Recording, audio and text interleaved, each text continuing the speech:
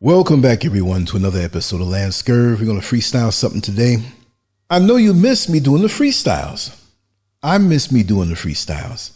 Not that I think I'm all that, but I operate better that way. I do have a few points that I want to speak on, and there's a topic that I want to speak on. But I want to say this. I had a dream last night. I'm not trying to say I'm Martin Luther King, but I had a dream. And in this dream, now, you know, dreams never make sense, right? I was in the gym that I used to work out in, that I started working out in 1981 till about 1985. And of course, I had different memberships in different gyms in New York City when I competed as a bodybuilder, right? But I was in this one particular gym. This was my home gym, Zen's Gym. This is where I made my name as an amateur teenager in bodybuilding up in New York City. And that's a long time ago for, most of you young folks. You've never heard of me. You will never hear me, right? That's my own little moment when I'm an old man, 80-something, 90-something years old, and I have a little dusty picture of myself. And I said, that was me back in 1982. We all deserve those moments. So here I am, not realizing the age that I am, working out in the gym. And so I made a mistake and I knocked someone's drink over that was next to this bench on the floor. And so I apologized, and there was no problem with the person. So one of the guys running the gym came over to me and started cursing at me. You klutz, you idiot. You should have seen that drink. And I was like, listen, the guy who, owned the drink in the little bottle, he had no problem with it. Plus I gave him some money to buy another one. Even though he picked that one up and started drinking it again, there was a little bit left inside. So this guy is cussing me out, and I hit him with a certain line. I cursed him out a little bit too now. I said, wait a second. This is 2025. In the dream, I realized that, right? I said, how old are you, man? Oh, I'm 22. I said, man, you never saw it from the other side of this century?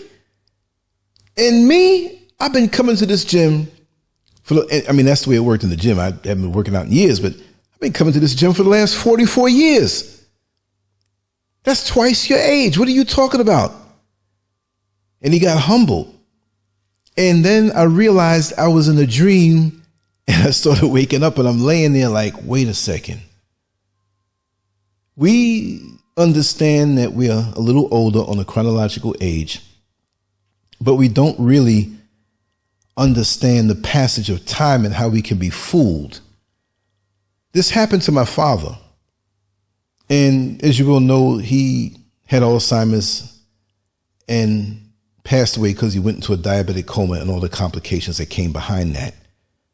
But his mind wasn't off completely. He had bouts of actions and things that were kind of comical, but it was sad at the same time. But I remember him in his older years telling me, he says, Lance, I forgot what age I am. And it really hits me.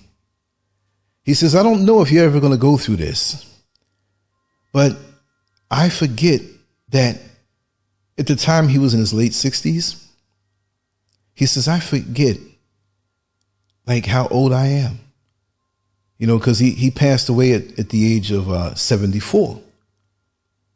In 1990. He was born in 1916. So after the dream, I realized with myself, I'm kind of going through the same thing. Nothing to go through, but it's a realization. And it hits you hard. Because when you think on paper, and again, this is not a late midlife crisis to me. I'm the same Lancescurv that I've always been. I am energy. I'm not a body that is getting to be 62 years old. So I'm not hung up on that at all. I enjoy each day to the fullest, and I'm really looking forward to a wonderful day today and the rest of the week. And when you see it on paper, say, whoa, that's me. But when you're 22 years old, it's like, man, you're ancient, you're old. But what is old? You're as old as your energy dictates. My energy is in full force. I'm enjoying life. As a matter of fact, I'm enjoying life more from this side of the world because I can inhale the air better. I can enjoy the sun better. There's no chaos around me. Nature, man, it's a good thing. I thank the Creator for leading me this way to be able to enjoy this level of existence. And it's just really a blessing.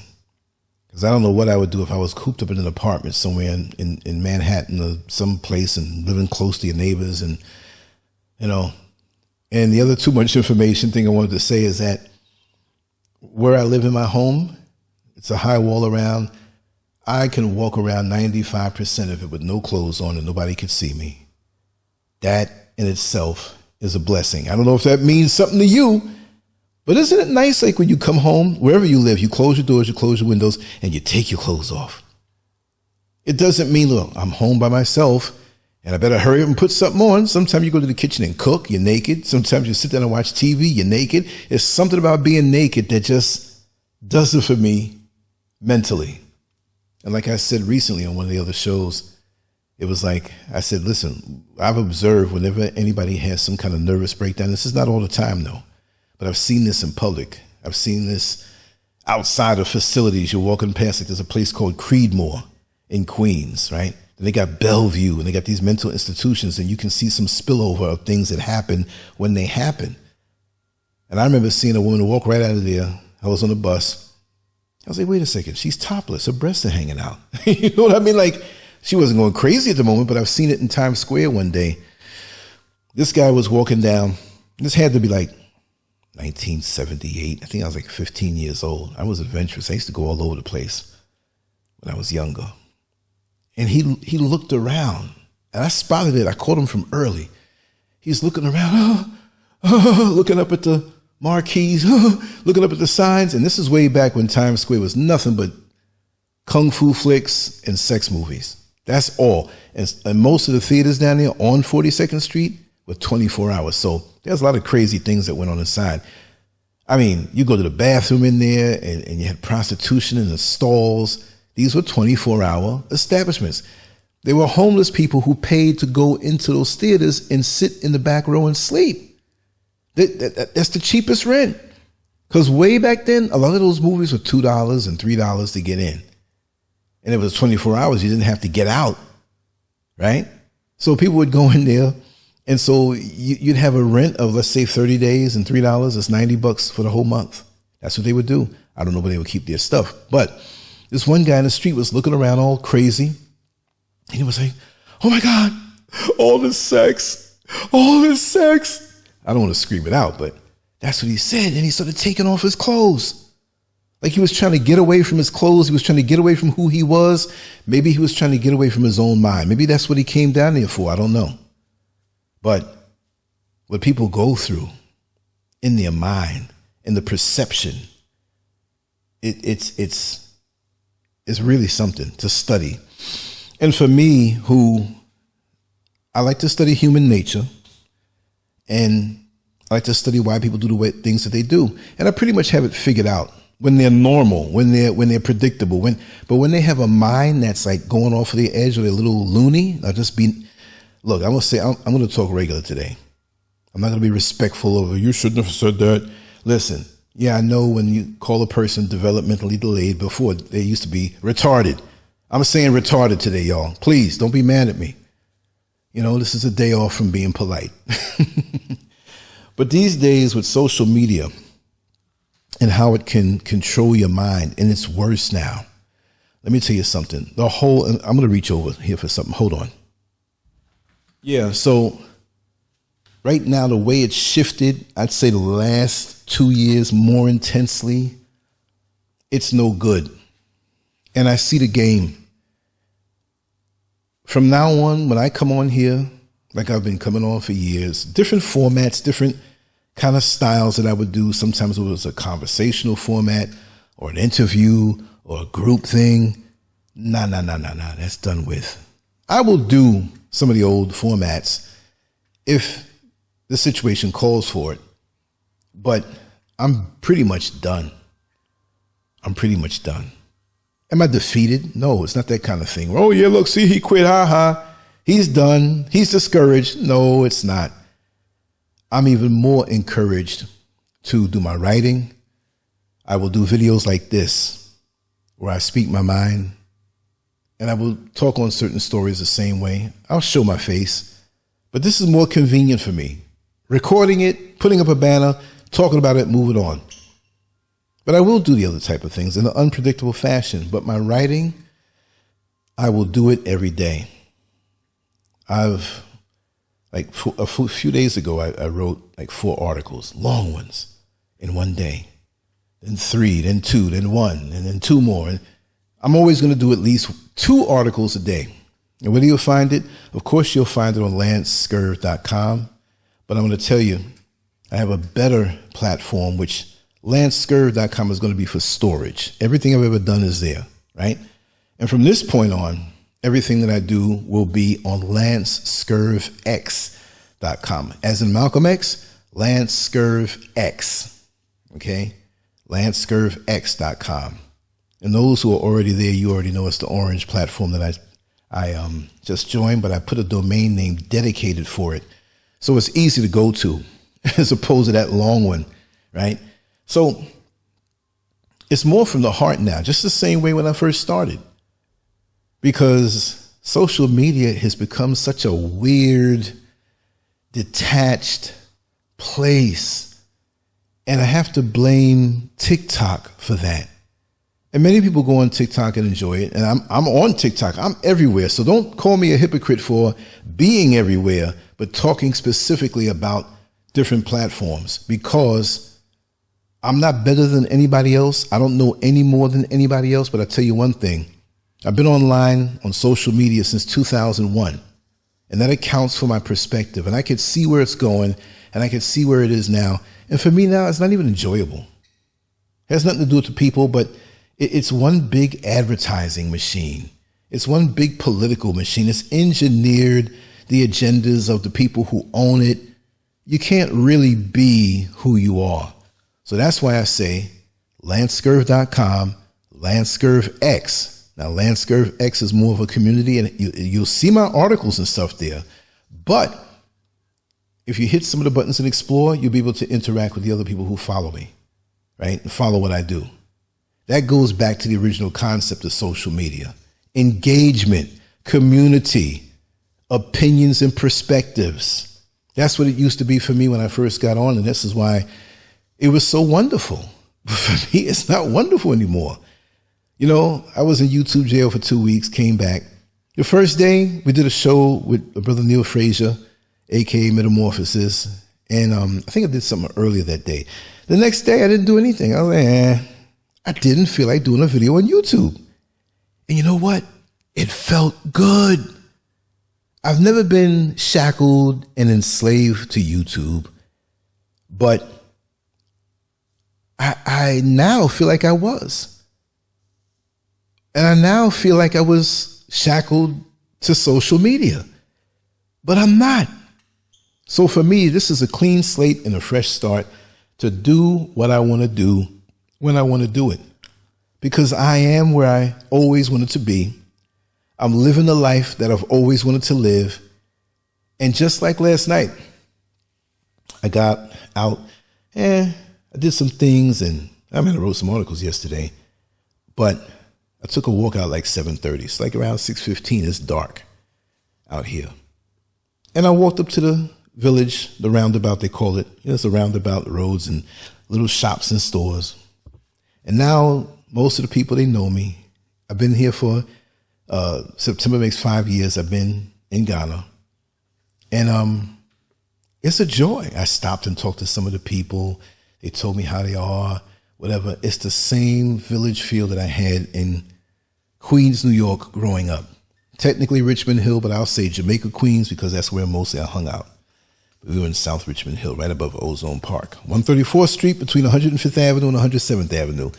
A block and a half from Liberty Avenue, for those who live in that area. But everybody knew everybody. I mean, within those few blocks, and then it faded out. But still, I love that. I could never get that in America right now. I could never get that in America right now. Oh, my God. I was so starved for that. And I love the simplicity. I live in the country. So what if you have a pair of purple pants on and yellow shoes. No, nobody walks around like that. But what I'm saying is that nobody's trying to outdo anybody. Nobody's trying to do the one-man upmanship and status and I got more. And these are people who most people would say these are poor people who are God-fearing and they're just trying to make it day to day. And yeah, you do have envy and jealousy everywhere. You do have people who try to use you everywhere. But, you know, the ones I have the problems with are the ones who come from where I come from in the West. It's sad, right? But they can stay in their cages because I'm free. I'm totally free. And I feel good about that. Now back on the social media tip. It's a lot about social media that has changed a lot. And it's not satisfying to me anymore. I can get into detail, and I'm not. I just want to share a few things, you know. I jotted down some notes. It's a digital drug that's hijacking our lives. For over 2 decades, social media has reshaped the way we think, interact, and view the world. What began as a tool for connection has now become an all-consuming addiction, and actually a cage, pulling us into a vortex where our minds are no longer our own. Really and truly, when you think about it, your mind is controlled by someone else. The thoughts that are input into your mind by your indulgence in social media didn't come from you. We're not creative anymore. We have AI who can create for us. We can have people correct, or AI correct our grammar, punctuation. We have voices that we can use over our writing in AI. We've forfeited us being human, giving it up to social media and AI. We no longer want to be ourselves. If we have a pimple on our nose, there's tools that we can use to erase it because we want to look more perfect. Oh, we're a little too fat, ate too much for the last holiday season. Let's go on one of these graphics programs and slim down our face. Right? So we're a slave to this thing in every single way, looking to be this alternative person that doesn't exist. Let me be who I am. And to be up in the country here when nobody really knows me, like on a social media level. Hey, that's Lancescurv. Now down in the city, I run into them all the time. I love it. Cool. You reach out. You've been following me. Fine. We cool. But I don't need it. You know what I mean? I don't need it.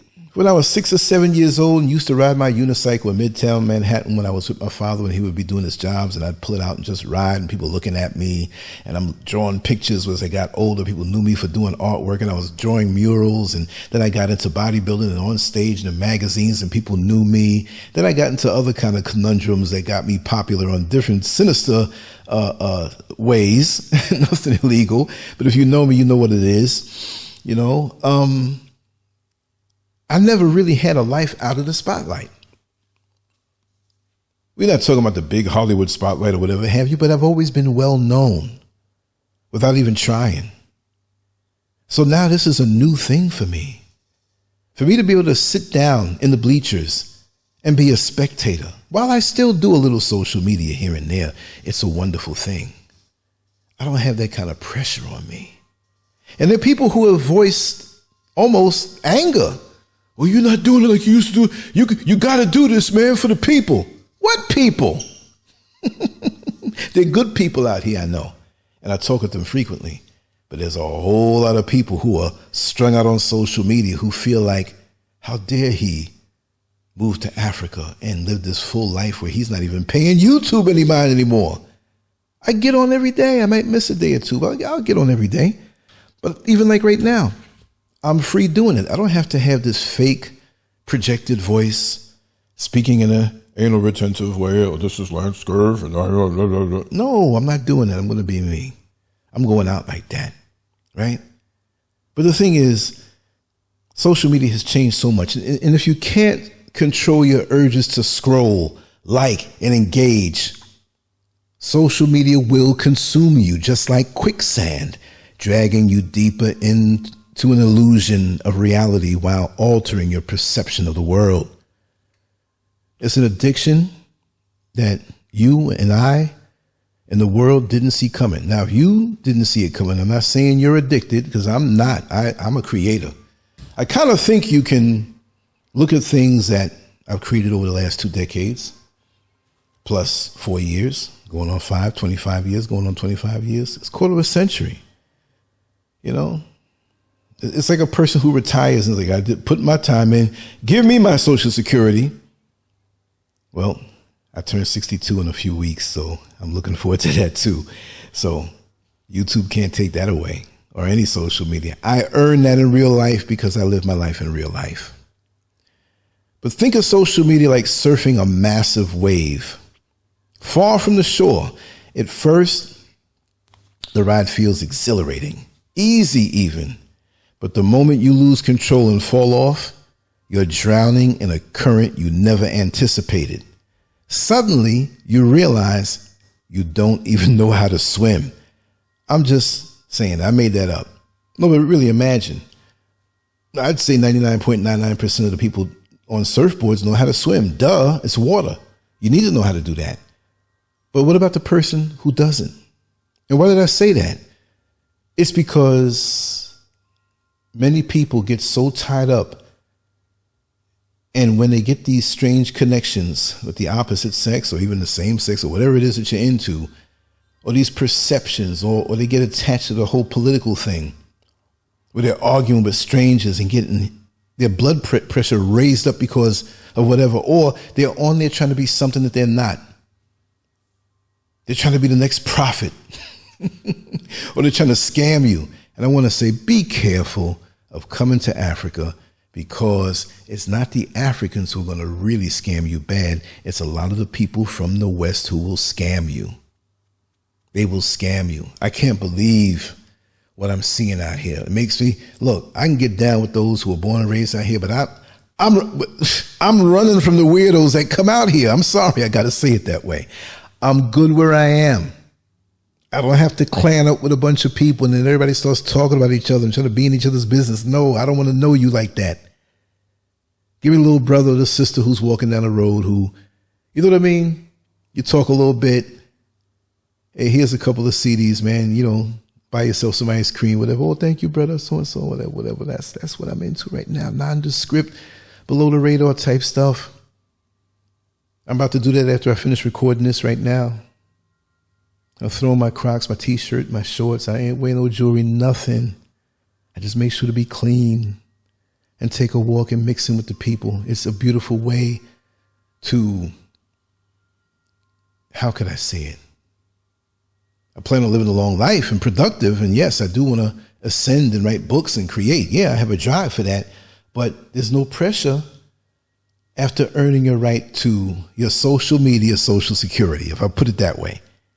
So when you get your social security, you're going to get that for life. If you have a pension check, you're going to get that for life. Then if you do something on social media and get that little bit of cash, if that's what comes out of it, fine. If not, I do this anyway. So there's nobody that can bring me down. I'm grandfathered in. I'm locked in. What do you want to do today, Lance? I don't know. I want to stay home and pick my toes and eat some pasta. If that's what I want to do, that's what I'm going to do. Want to run and do 10 videos a day, 20 hours each, and fall asleep? I'm good too. But too many people are shackled to this thing. Yeah, but just like I use the analogy about being on the surfboard, not knowing how to swim, that's exactly how social media was designed, to hook you in with instant dopamine hits, manipulating your brain into craving more.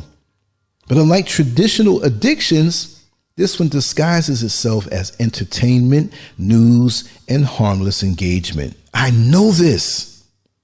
In reality, it's nothing more than a well-crafted experiment where we, the users, are the lab rats. Yeah, lab rats. That's all you are. I'm not putting you down. I'm not saying that's what you are, like I'm hating on you. I'm just saying that's what you are. This thing, this is one of the most well-executed, well-crafted things that, I mean, it came with the cell phone, the computer, and the cell phone. See, we're all on the computer one time, right? Then we moved it to the cell phone. Don't you know that 82% of those who engage with my content, no matter where it is, they're on the cell phone. The cell phone is the ultimate crack pipe. And though I'm not saying you're a crackhead, right? But it's the ultimate crack pipe. You know, crackhead always keeps that crack pipe close by, even when it's empty, because as soon as they get some crack, they want to be able to smoke it. Well, you get your data or you pay for your monthly service on your phone and you keep that crack pipe close. And when you're commuting, when you're sitting on a toilet, when you're in a bed, even some people are having sex, depending on what position they're in, the partner doesn't know that, you know, okay, we having sex, but I'm scrolling. Is it that important that you're getting laid? And you want to check out what's going on? I mean, you can't see it all. You're not going to see everything on social media. You got to fall asleep sometime. And some people cut their sleep by several hours just to scroll and see what's on social media. And remember, the part that you go on is only a minuscule part of the whole landscape online. What are you going to watch everything? It's crazy. And the years roll by. So I ask you this question. What about the youngsters who are 13, 14, 15, 16, they get to their mid-20s and they're hooked on this thing? And they didn't have the memories of the birthday party or playing outside with their friends and even being bored and sitting on the front steps on a hot summer day trying to figure out what you're going to do. Memories. I have friends that I speak with every day. We have memories from way back at single-digit ages coming on up to our teens. We have countless memories. I mean, I may get a phone call 3 a.m. Hey, Lance, remember the time you slipped and fell? I'm like, yeah, I'm half asleep, but yeah, that was funny. And then we end up talking for 3 hours. That's beautiful. Most of the friends and the people that you meet on social media, you're not going to know them 3 years from now. They will call you a prophet and, you know, put you at the highest level of whatever. I'm not saying they ever call me that, but if you're seeking that, you will get that if you verbally plagiarize your words and put a good image up, and after a while, they don't care. And after a while, you can't tell them the real crap you're going through in your life. And you hiding. Even if you come on, you're not telling them what you're really going through in your life. Because you have this manufactured persona that you've duped the world with. It's sad. I'm watching it play out in several situations around me. But for me, I've always been me. And I always will be me. And that's the first thing I said when I first started. Because I knew what time it was. I knew it was going to get to this point. I didn't know it was going to be this intense. You see what I mean? But we're lab rats. We're the product. Imagine taking 10 families to a supermarket and allowing them to pick whatever they want. The only catch, every purchase is logged, analyzed, and used to predict future behavior. One family loves processed junk food. Another family prefers organic produce. And another buys nothing but sugary snacks. With enough data, you can predict exactly what they'll reach for next. This is precisely how social media operates. Every click, every like, every share, and comment builds a psychological profile of who you are, what you desire, what you fear, what triggers you. And once they know you better than you know yourself, they can manipulate your thoughts without you even realizing it. And this is what people do. Oh, they could never do that. Trust and believe. We're all in mental cages, more or less. I'm not in no mental cage. I'm going to tell you straight up. I never stepped into it all the way. Like, again, I'm a creator. I throw stuff out there. Folks eat it up. I go back to my life. But it doesn't stop at tracking your interests. Social media platforms know where you go, who you interact with, what you buy, and even your political and religious beliefs. Even if you delete your browsing history, your data remains stored in some government or corporate server, waiting to be used against you. No privacy, no escape. Understand this. Every time you check in at a location, post a video, or even just carry your phone in your pocket, your movements are being recorded. Even if you disable location tracking, chances are your data is still being logged somewhere. That's easy work for the powers that be. They have the technology for this. They've been had the technology from many decades ago, but they extended it and offered it to you as a gift for you to enjoy, right? Social media has stripped away our privacy, making us vulnerable to constant surveillance, whether we know it or not. And what's the worst part? We willingly participate in it. We are so attached to our devices that leaving home without a phone feels like losing a limb. It has become an extension of us, our memories, our secrets, them naked pictures you got that you hope nobody sees. Okay. Our entire lives compressed into a tiny screen that we can't bear to be without. It's a war for your mind. When social media first came out, it seemed like a revolutionary way to connect with friends, share information, and relive memories. But beneath the surface, it was something far more sinister. Now, have I said anything bad yet? I haven't said anything hateful. I haven't said anything divisive. I haven't said anything, right? But by me saying this video will be reduced and not get much exposure. I'm telling you. You see, social media, while it allows people to build communities and find like-minded individuals, it also enables the spread of radical, destructive ideologies, of course. Social media has been used to incite violence, spread misinformation, and manipulate public opinion on a global scale. It sounds the same way that the government of the United States uses social media, right? So they say things about us as users, and me as a black man born and raised in New York City, right? That fits a certain profile. But when you look, I'm going to repeat that. Social media has been used to incite violence, spread misinformation, and manipulate public opinion on a global scale. That's the government. But they put it off on us. And if you ask me, they've been doing that. J. Edgar Hoover, come on now.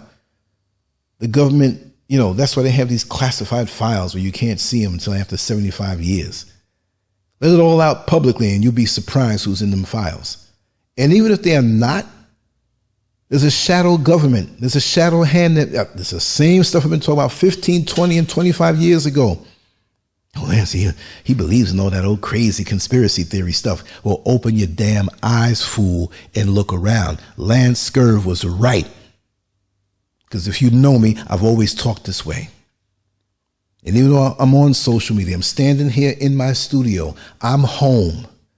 There's nobody around me as I do my naked program podcast. I love it. I can't go crazy. I've walked near the line of crazy for so long, I know where it is. And now that I'm free, there's no line of crazy for me to get pushed over. I can be myself. And social media has come full circle, meaning that you thought it was innocent. Now you see what it is. You make the choice whether you want to go into a innocent life where you control your own mind, or you let that little phone become your mental crack pipe to keep you addicted so that these people can control you. You see what I mean? It's always been sinister. While it allows people to build communities and find like-minded individuals, right? It also enables the spread of radical, destructive ideologies. I had to say that again. It's a double-edged sword. Some think it's good. Some use it for the crazy stuff. But there's a balance there that's controlled by someone else. And that's exactly what happened. Gossip has gone from the front page to viral posts. Envy has transformed into obsessive online stalking. Excessive and obsessive, if I may make the correction, online stalking. Not the normal, let me see what Lance is doing right now since he's always putting up stuff for us to enjoy. No, that's normal. That's not stalking. But I can tell you, I got some people, whether they knew me before, never knew me close online. Yo, don't you know I got friends of mine who have the mechanisms to see exactly who's peeping in on me 56 times a day? This is why I enjoy what I enjoy. And I'm going to tell you one thing. You see that Droid smartphone that I have? I'm cutting it off and I'm leaving it home. I have another basic phone, which I don't mind telling, 1990s style, like a Nokia, but it's not Nokia. There's nothing on there except the ability to dial a number, and that's it. It's not a smartphone. I can't look at Facebook on it. I can't play YouTube videos on it. That's all it's for. And remember what freedom that was years ago when we first got the ability to have a cell phone to walk around with. That in itself was life-changing. Remember? For those who can remember, that you can have a phone that you can go anywhere and you can use it anywhere. That was a big thing.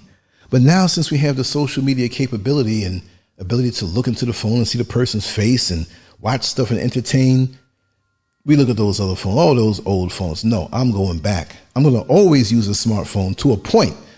Well, let me correct that. Not always, because there's going to come a time for me where I move further out, many hours and many hundreds of miles away from any potential of getting a cell phone signal, any potential of receiving a text.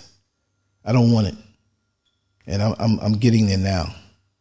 I see the shackles that are on my life to a point, as much as I allow it. But it's going to come back to that. But remember how precious it was. Remember how precious it was back in 1983, when they came out with the Southwestern Bell Freedom phone. It was a cordless phone, y'all. And if another person had a cordless phone, they might be able to listen to your whole conversation. I had a scanner. I used to have a gas listening to all the people creeping. Yeah, my husband just left a little while ago. You can come on through the back. Just come on in. I'll be in the bed waiting for you. Oh, my God. But yet she got to go up and go to church the next morning. There's a whole house full of people who portrayed themselves as relatives. These girls, they were all lesbians. It was funny to hear their conversations, and their lies they told to each other. I knew who was on crack. I knew who was, a weirdo, a homosexual guy around the corner that I'd pick up his conversations. We all knew who he was, but he was spilling secrets on the local drug dealers who came over his house to get sucked off. Unbelievable stuff. They weren't doing this for clicks and likes and shares. This was the real deal. So I know the real stuff. I don't know how I got to that point, but yeah, it's becoming an addiction. The gossip, a 24-hour addiction that robs people of real life experiences. And we become digital zombies. See, take a moment to observe the people around you. Yeah, I'm going to call them zombies. How many of them are walking while staring at their screens? How often do you find yourself checking your phone without even realizing it? Have you ever found yourself awakening up in the middle of the night, groggy and half conscious, only to reach for your phone as if you were missing something urgent? You half asleep. You're in the dream world where you're reaching for your phone. This is what social media addiction looks like. Be honest. You probably have a measure of addiction. People could no longer sit in silence. They can't go for a few hours without their fix. Some are even willing to jeopardize their jobs, their families, and their safety for it. Driving down the highway and you have to look down on your phone. That split second is all you need to find yourself ramming someone else from the rear. Get your mind out the gutter because they slammed on the brake because something jumped in front of them and you didn't see. You had your head down on your phone and now you kill that person. You probably die and the person behind you just because you could not leave that phone alone. You couldn't. I once saw a fellow bus driver in Orlando abandon his entire route, forcing dozens of passengers off just to retrieve his forgotten phone downtown at the lounge. And that was years ago. That had to be, I think it was like 2008. This addiction was going on, right? But imagine what they would do now. But how do we break free from these digital chains? I know I'm doing it, but I never really had the chains on me. I created content that would change for somebody else, but not in a bad way, but in a positive way, in an enlightening way. But this stuff is poison these days. But I'm a content creator. But I do not let social media own me. I use it for my work. But I refuse to let it dictate my life. No way. Unlike so many others, I don't mind stepping away from it. If YouTube disappeared today, I'd keep moving forward. My real life is not defined by online interactions, and my worth and self-esteem is not tied to likes, views, or comments. But for so many, this isn't the case. They live in a false reality, curating an image of themselves that doesn't exist. They project a glamorous, exciting life while drowning in loneliness behind closed doors. Social media has made authentic human connection almost impossible. And the more we indulge, the further we drift away from reality. Sweet, sweet reality. Most of us don't even know it anymore. If you want to reclaim your mind, you have to set boundaries. Limit your time online. Use an old school phone with no internet access when you're out in the world. Reduce your digital footprint before it's too late. Because if you don't, you may wake up one day and realize that the person in the mirror is nothing more than a reflection of social media's control over you. Isn't that sad? And who cares? That's the thing. Like, people watch you and there's always the next person, and 10 years from now, there's somebody else that's hot. Hell, 10 weeks from now, there's somebody else that's hot. And you got to think, do these people really care for you? I know there's a few, there's a handful that we have a great and wonderful connection, even if we don't talk every single day. And we really care for each other because we have each other's personal information and stuff. And there's my dear sister who I nicknamed Customato. You know who you are. Has had a tremendous impact on my life and has rewired my thinking, my attitude towards social media. And the most I can say about her, she's in the creative world and damn good at what she does. And it's an honor. And I love you very much. And I love all the other people who I'm connected with. If you have to wonder if I'm connected to you, then we're probably not connected on that deep level. So I keep it lean like that, and I keep it solo. And it's a lot less unnecessary work for nothing. This, for me, is very enjoyable, and I've learned so much about human nature. Because social media is like that long spoon that, say, for example, if you have a glass that's colored, right? You can't tell what's inside the glass, but there's some chocolate syrup in the bottom and some milk, and you can't tell, but you take that spoon and you stir it up, you'll start to see the chocolate come up to the surface, and that lets you know what's deep down inside. But we can put on our mask, we can put on our facade, we can pretend to be somebody who we're not. But social media and us locked behind closed doors in the safety of our homes, as we scroll through different websites and troll different people. And when something pisses us off, we let them have it raw. We say things that we usually wouldn't say in the light of day and face-to-face. Facebook, and YouTube, and Instagram has given so many people a false sense of confidence, and they're bold behind closed doors. But when they go out into the world, they're sheepish. They're scared to talk. You know, many people have told me, on some levels, hey man, you talking that mess since you went to Africa. You must be somebody new, because if you know, I was even more radical in what I said on social media long before I came to Africa. So don't even try it. I'm an up in your face kind of person. Just because you see me on social media a lot, don't think I'm like those others who hide their face. I got my phone number out there. I got my face out there. You know my name. You know a lot about me. Now, there's certain things I'm not going to let you know about me. There's none of your business. You don't need to know my social security number. You don't need to know certain things, right? But For the most part, I've been transparent. And really and truly, when it comes to sharing my life, I've done that too. How many of these frauds and self-appointed prophets let you into their life to really let you know what's going on?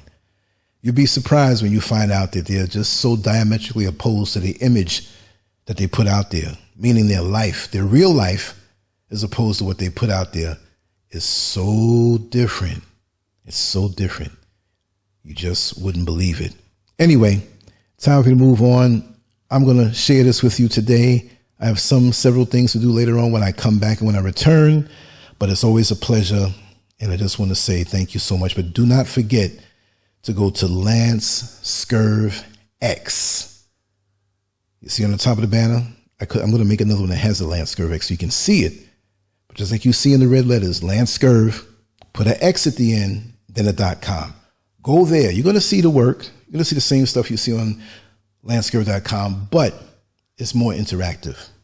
And make sure to put your email address in there in the appropriate box. That way, everything I put out, you'll get to see. Videos, but more so the writing because I'm more of a writer than the YouTube. I did that more than anything else before YouTube came around. I already had hundreds of articles out before YouTube was in existence. So I can treat YouTube like a little child. Listen, little boy, I've been around long before you were even in existence. I can tell that to YouTube because I was very much out there. So we're back to the old school, the most enjoyable part. I'm free. Let's take this bit of the ride together, but I am never going to get caught up in social media like many others do. Never have, never will, but I'm really, really glad to see that it's going back to on certain factions, like on this platform that I have, Lancescurvx.com.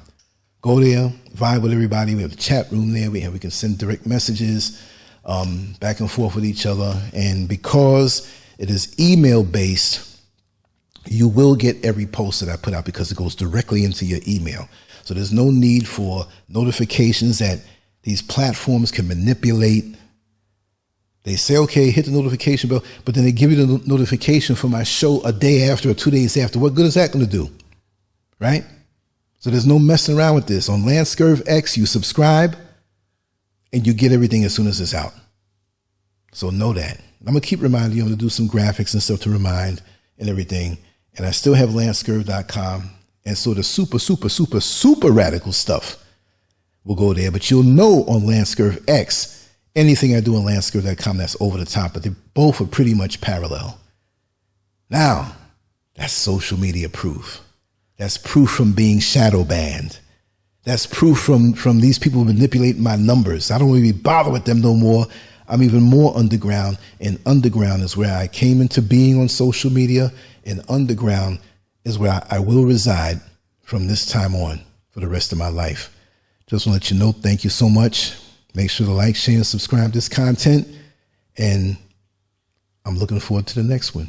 But right now, I got to go out there with the birds and the sunlight and take my long walk. I'm leaving the smartphone home, and I'm going to have some real human contact and just enjoy the rest of my day. No pressure, just all pleasure. Thank you so much.